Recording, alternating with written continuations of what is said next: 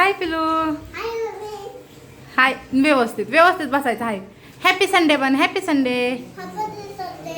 Sunday enjoy करायचा ना. No अभ्यास. अभ्यास नाही करायचा. करतं का. हो बघा आता रोज अभ्यास करायला लागले म्हणतं नो अभ्यास. आज कसा काय अभ्यास करायचा आहे. नको ना. कुठं जायचं मग. बोर जायचंय वय. बोर कुठं. सुट्टी वय. आणि बोर कुठं जायचं.